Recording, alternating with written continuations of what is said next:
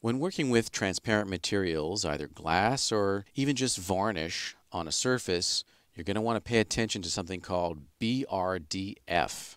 And that's an acronym for Bidirectional Reflectance Distribution Function. It's a bit of a mouthful, but what it refers to is the fall-off curve between reflectivity and transparency on a transparent material.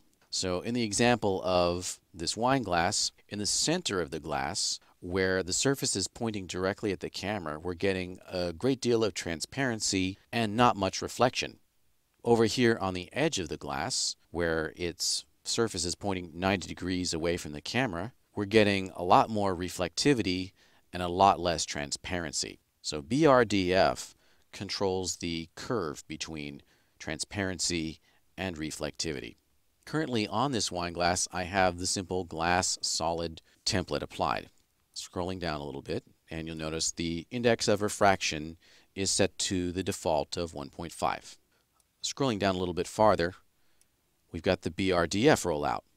And within here, you have two options. You can either let 3ds Max and Mental Ray handle your BRDF curve, or you can design your own custom curve.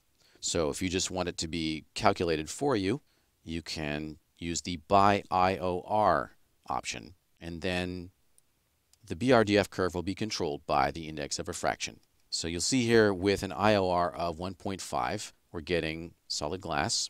If I increase the IOR to something like 2.4, which is diamond, we're going to get a lot more reflectivity. If I reduce the IOR to like 1.3 for water, we'll get a lot more transparency. Okay, so we can just set this to whatever our material is. So let's try it at 2.4 and render the glass and see what that does. So this is not physically accurate because of course we can't create a glass out of pure diamond, but it does give us more reflectivity and it makes our image pop a little bit more. The downside of it though is that we're getting too much refraction because this IOR parameter is controlling both the bending of light and the BRDF curve.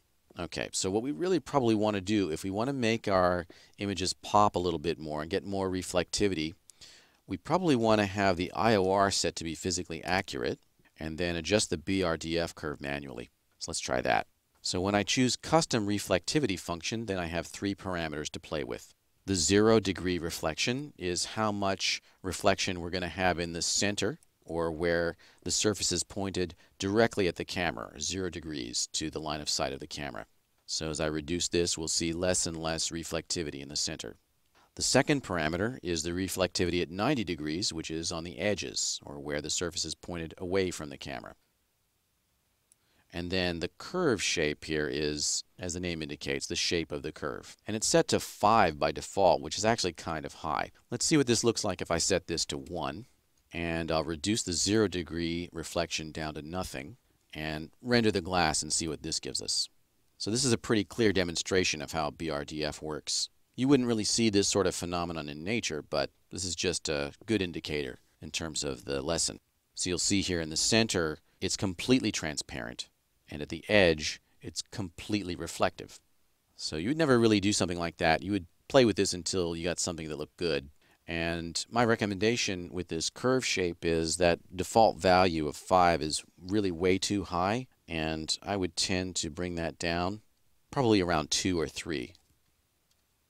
But this is definitely a process where you would just experiment to get the look that you want. So that's too reflective, I would say, throughout.